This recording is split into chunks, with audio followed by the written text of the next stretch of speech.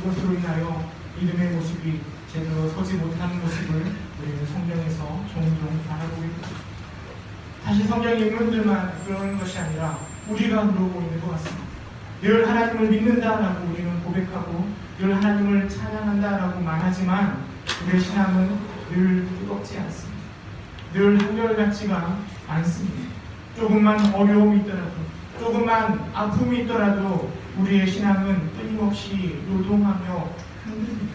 롤러코스터를 타는 것처럼 때로는 신앙의 오르막길을 가다가도 갑자기 조그만 일에 우리의 신앙이 떨어져 내리막으로 가는 모습을 우리는 종종 바라보게 됩니다. 그러게 사람들은 우리들은 신뢰의 존재가 되지 못한다라고 사람들이 얘기합니다. 신뢰하지 못한다라고 이야기할 때 서로를 믿지 말라는 이야기가 아니고 신뢰하지 못하는 존재로 바라볼 때 그것은 바로 서로의 실수에 대한 이해가 되는 것을 말하는 것입니다. 옆에 있는 그 누구도 늘 뜨겁게 하나님을 찬양하는 것이 아니라 때로는 넘어지고 실수하고 제약 가운데 머물 수 있는 연약한 존재라는 것을 인식하는 것입니다. 그러게 사람은 인간은 신뢰할 존재가 아니라 어떤 존재라고요? 사랑할 존재라고 이야기하는 것입니다. 저 역시 마찬가지입니다. 제가 목사라고 이야기하면 사람들이 아주 거룩한 사람이라고 생각합니다. 그러나 저가 늘 항상 거룩한 것은 아닙니다. 사람들은 제가 새벽에 눈을 번쩍 띄어 예배를 사모하며 그 새벽에 제단에 나오는 거라 상상합니다. 그러나 항상 그렇지만은 않습니다. 침체기에 빠지면 새벽에 일어나는 게 너무 힘들어지고 새벽 제단에 쌓는 게 힘들어지고 예배의 자리에 나오는 것이 하나님을 바라보는 것이 때로는 어렵고 힘들고 짜증나고 아무것도 하기 싫을 때가 우리 가운데 나타나는 것입니다. 그 누구도 이런 영적 침체, 그 어려움 앞에 사로잡히지 않은 사람이 없을 거라 생각되어집니다. 오늘 특별히 아브라함의 모습을 통하여서 이 영적인 침체기를 어떻게 벗어날 수 있을까? 우리는 그 침체기를 어떻게 빠져나올 수 있을까? 함께 고민하고 생각해 보자 합니다. 요한만큼이나 성경의 위대한 사람을 꼽으라고 한다면 우리는 분명 아브라함을 꼽을 수 있을 것입니다. 아브라함은 어떤 사람인가 하면 창세기 11장에 보면 하나님이 너는 본토 친척 아비의 집을 떠나 내가 지시한 땅으로 가라 말씀하셨을 때 아브라함은 그에 순종합니다. 나중에 이삭을 바치라 말씀하셨을 때 아브라함은 근심하지 않고 걱정하지 않고 이삭을 바쳤던 사람, 믿음의 사람입니다. 늘 우리에게 본이 되는 사람인 것 같아 보이지만 여러분 늘 아브라함이 신앙이 늘 뜨거웠던 것은 아닙니다.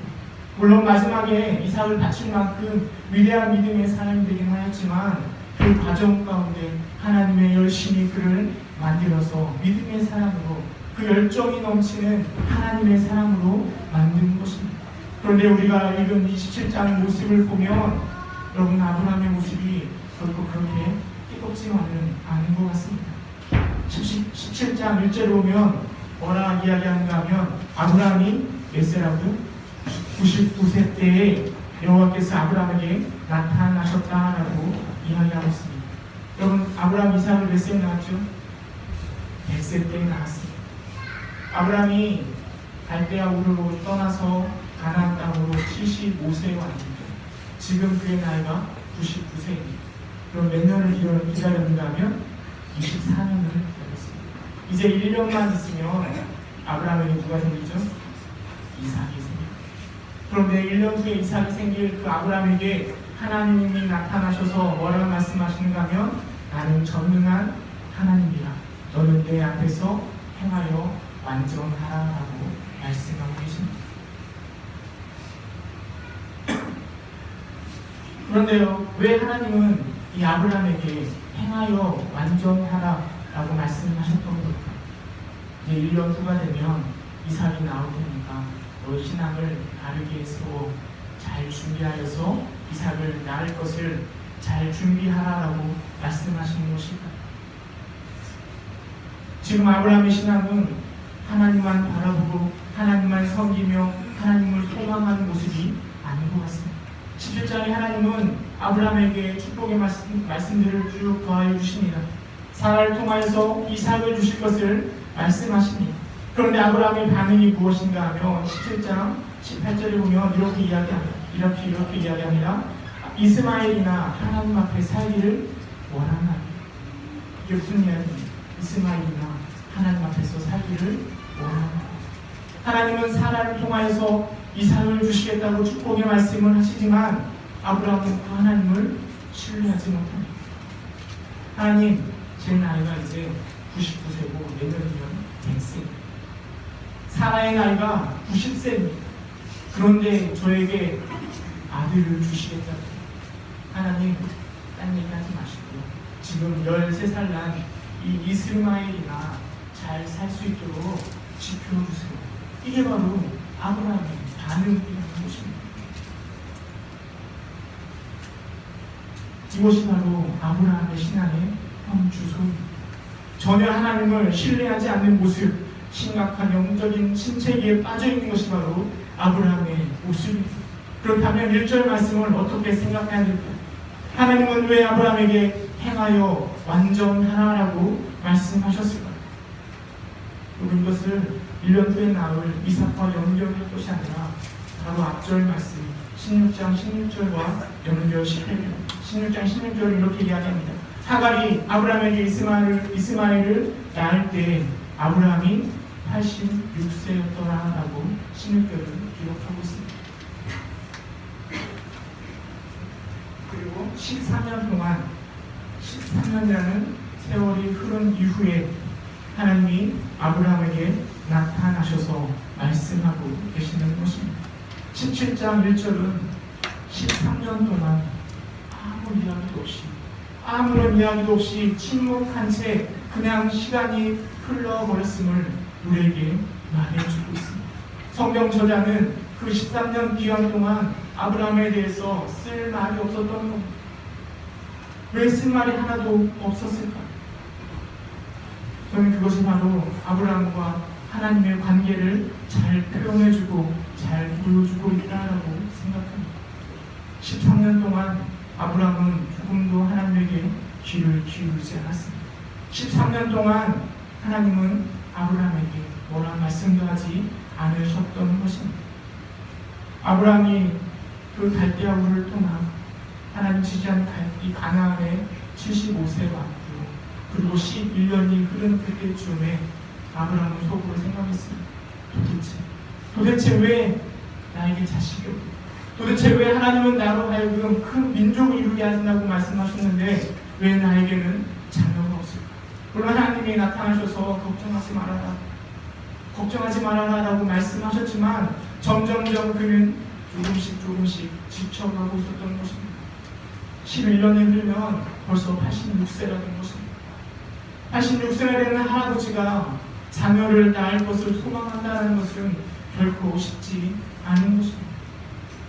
점점점 지쳐갈 때쯤에 아브라함이 무엇을 생각했는가 하면 종을 통하여 내 자녀를 낳는 것을 생각하는 것입니다. 그것이 바로 하나를 통하여 이스마엘을 낳는 방법을 그가 생각하는 것입니다. 아브라함은 하나님을 신뢰하고 그를 의지하는 것이 아니라 점점점 지쳐갈 때 자신의 생각을 가지고 그 어려움을, 그 침체, 그 어려움을 이겨낼 수 있는 방법을 스스로 고안해내는 것입니다. 그것이 바로 이스마엘입니다. 여러분, 그런데 그 이스마엘의 결과가 무엇일까요? 아브라함이 자녀 이스마엘을 두었는데요. 그 결과가 무엇일까요? 아브라함이 가지고 있었던 가정의 모든 관계가 다 깨어져 16장 4절 한번 볼까요? 16장 4절에 보면 이렇게 이야기합니다. 자기의 임신함을 알고 그의 여주인을 멸시합니다. 하갈이 자신이 임신을 하게 되자 누구를 멸시하느냐 하면 사라를 멸시합니다. 아브라함 생각에는 이렇게 이스마엘을 낳으면 나의 자녀들이 번성할 줄 알았는데 그 결과가 무엇인가 하면 그 가정의 관계가 다 깨어지는 것이죠. 먼저는 하갈이 사라를 무시합니다. 그렇게 되자 사라가 누구에게 원망할까요? 아브라함에게 찾아가서 원망합니다. 사실 사라가 이 방법을 보완해내는 것이거든요. 그러나 하갈이 자신을 의지하자 아브라함에게 찾아가서 이게 무슨 일이라고 따지니 아브라함과 사라의 관계도 깨어져, 하갈과 사라의 관계도 깨어져. 사라는 이유에 보면은 하갈을 학대한다라고 기록하고 있습니다. 아브라함이 생각해내서 이스마엘을 낳았지만 그의 가정은 관계가 조각조각납니다. 부부의 관계가 이렇게 깨져갈 때 여러분 아브라함이 편했을까요? 아브라함은 조금씩 더 신체의 길로 걸어가는 것입니다. 더 중요한 건 무엇인가 하면 아브라함과 하나님과의 관계도 깨어져 버리는 것입니다. 아브라함은 더 이상 전능하신 하나님을 의지하지 않고 자기의 생각대로 문제를 해결하고자 했던 것입니다. 마치 아담이 저 선악과를 따먹음으로 하나님의 관계가 깨어진 것처럼 아브라함은 더 이상 하나님을 신뢰하지 않습니다. 자신의 생각을 따라 살아감으로 하나님과의 관계도 단절되어지고 하나님과의 관계도 깨어져 버리고 무려 13년 동안 아무런 이야기도 없는 채 그냥 세월이 흘러가고 있는 것입니다. 이 13년 기간 동안 성경은 침묵하고 있습니다.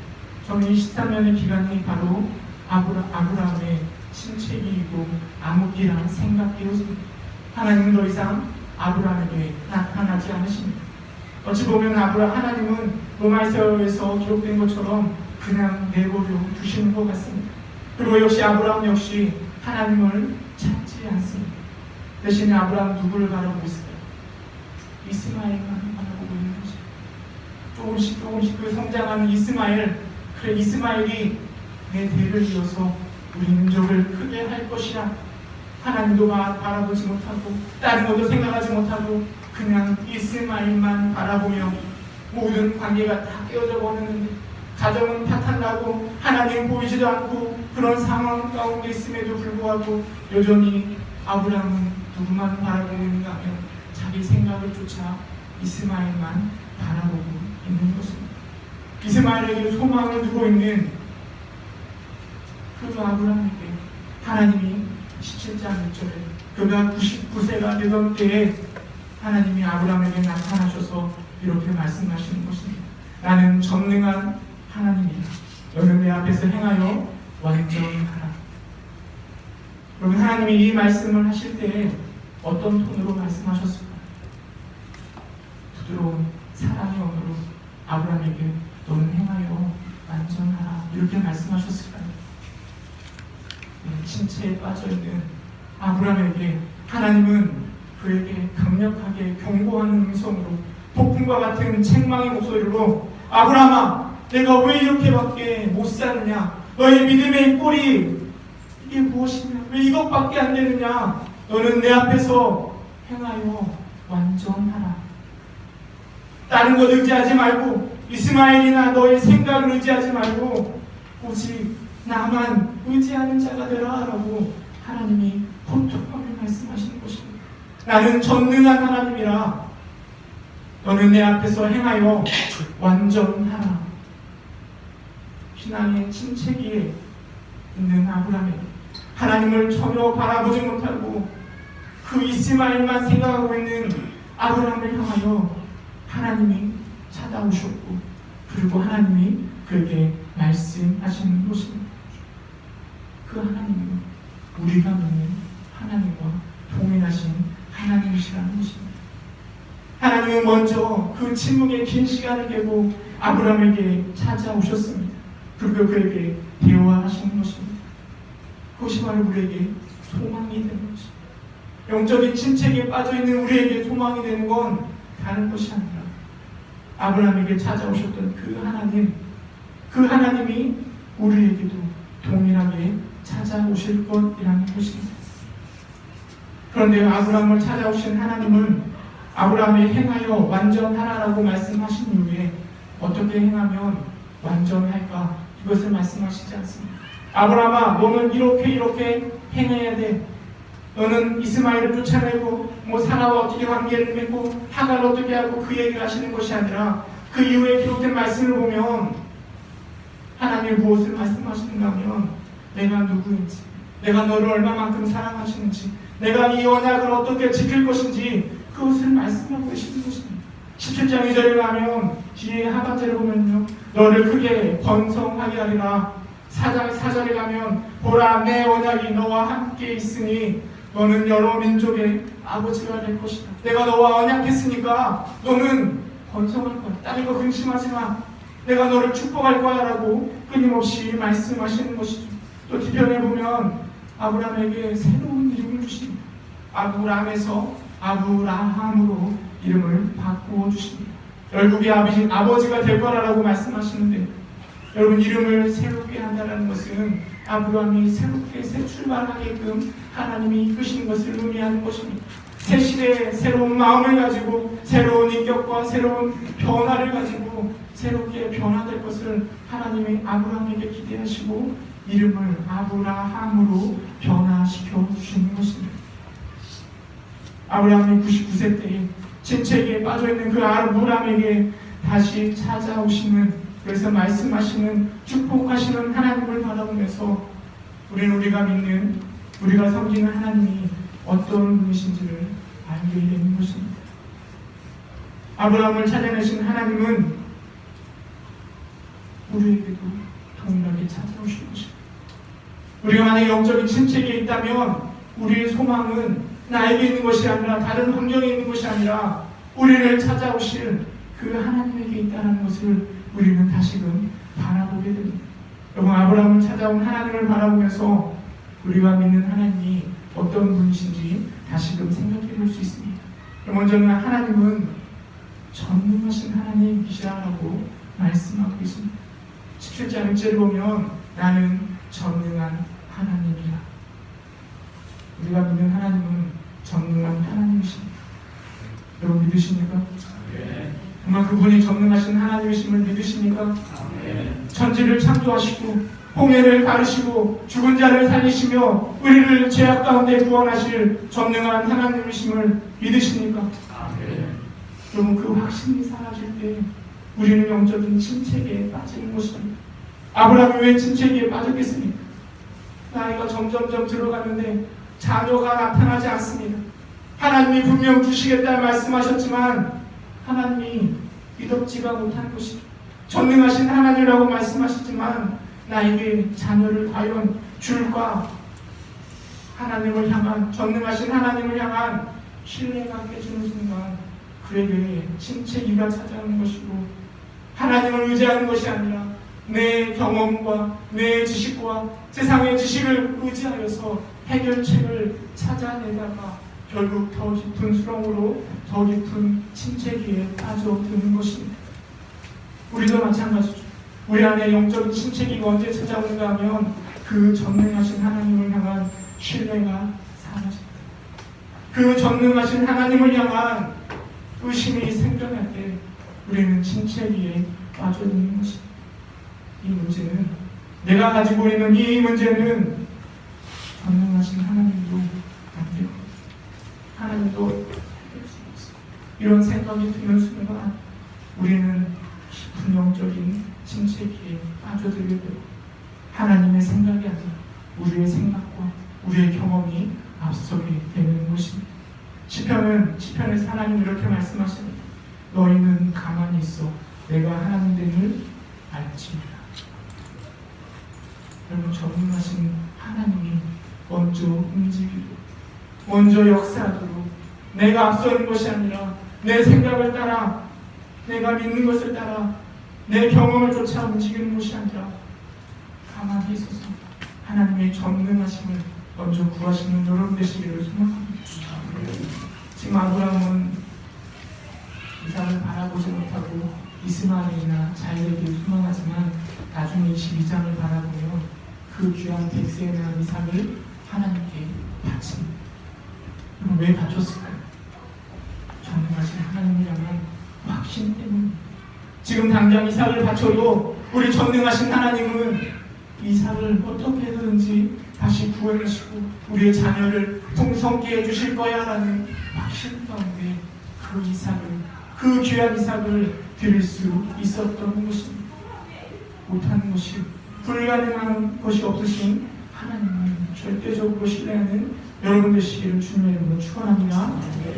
두 번째로 이 여기서 하나님 어떤 하나님을 또 만나게 되는가 하면 그 크신 하나님의 사랑에 대해서 다시금 생각해 볼 수 있습니다. 여러분 제가 만약에 하나님이라면 저는 아브라함에게 찾아가지 않습니다.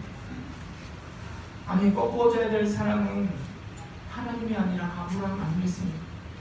하나님이 어떤 분이신데 지금 아브라함에게 먼저 찾아가시겠습니까?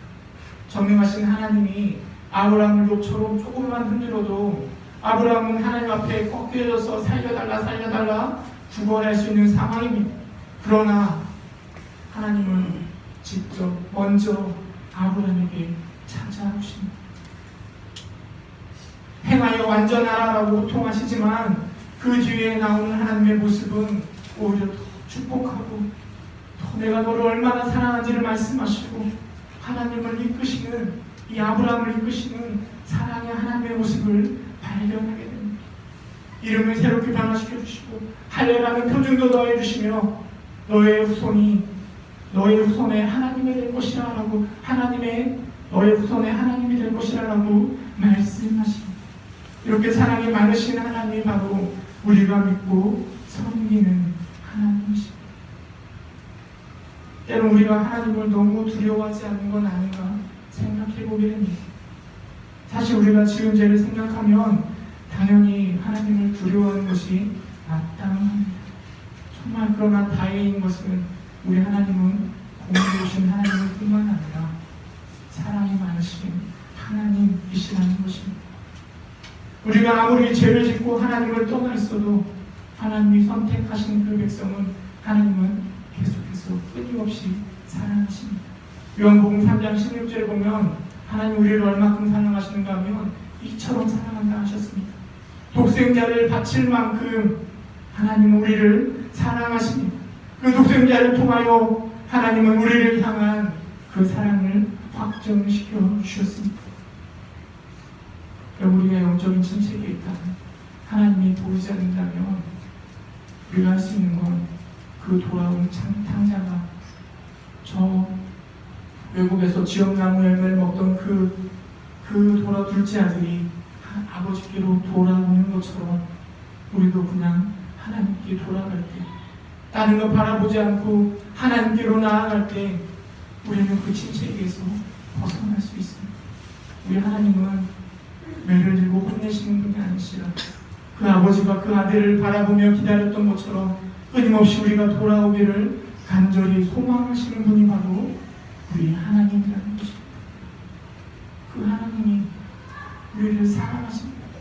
그 하나님 앞에 나아갈 때 우리의 모든 문제가 해결될 수 있는 것입니다. 세 번째로 이 아브라함을 찾아오신 하나님을 통하여 보는 것은 우리 하나님은 영원하신 변함이 없으신 하나님이라는 것입니다. 여러분 하나님은 아브라함을 축복하기로 약속하셨습니다. 그런데 그 약속은 변함이 없습니다. 왜냐하면 우리 하나님은 영원하신 분이시기 때문입니다. 아브라함이 죄를 짓지 않던 아브라함이 하나님을 뜨겁게 사랑하든 사랑하지 않던 하나님의 언약은 변함이 없습니다. 영원하십니다.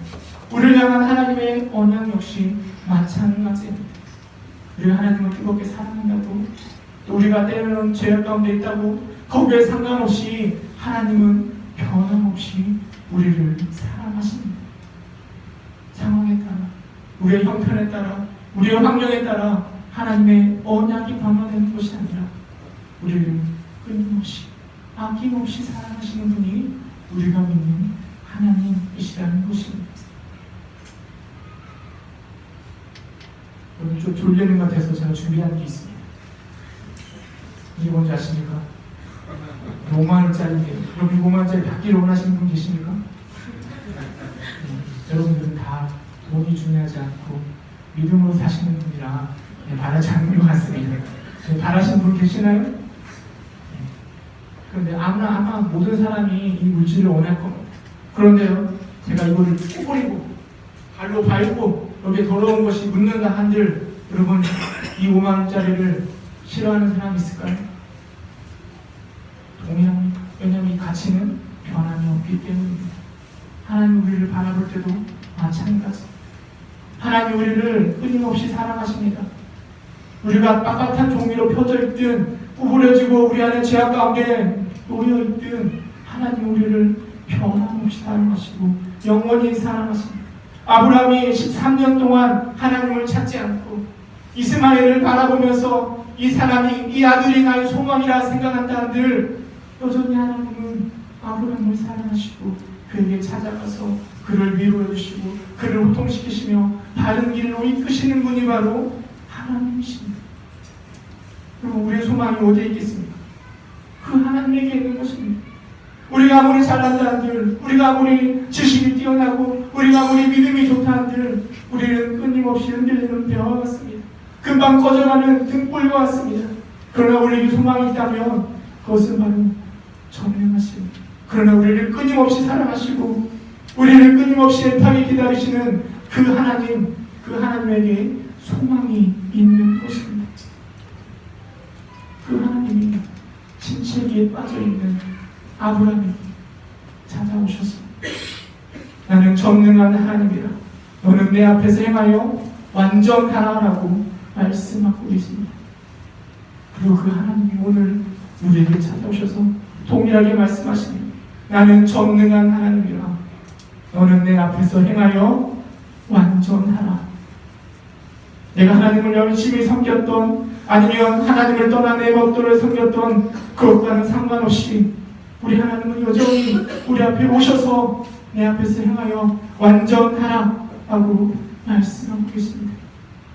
여러분 2016년 한 해 동안 내 생각에서 벗어나 세상의 생각에서 벗어나 하나님 앞에서 행하여 완전케 되는 여러분 되시기를 주님의 이름으로 축원합니다. 행하여 완전해집시다. 옆에 있는 사람에게 말해줄 거예요. 우리 행하여 완전합시다. 행하여 완전합시다. 여러분 올해 표가 무엇인가 하면 오직 의인은 믿음으로 사는 자라고 얘기하셨는데 행하여 완전해지는 게 바로 믿음으로 사는 것 아니겠습니까? 믿음으로 살아가 여러분 되시길 간절히 소망합니다. 우리의 기도의 자리가 그 믿음으로 살아갑니다. 완전히 행하여서 이 은혜가 넘치는 기도의 자리가 되기를 소망합니다. 우리의 예배의 자리가 하나님을 찬양하는 찬양의 모습으로 가득 차길 소망하고 우리의 가족이 하나님의 사랑에 가득 차는 가정 되기를 또 우리의 교회들이 하나님의 지혜 속에서 하나님만 의지하며 섬기는 그래서 침체기가 아니라 끊임없이 하나님을 향해 달려 나아가는 여러분 되시기를 주님의 이름으로 축원합니다. 기도하겠습니다. 참 사랑 많으신 하나님 우리가 무엇을 의지해야 될까요?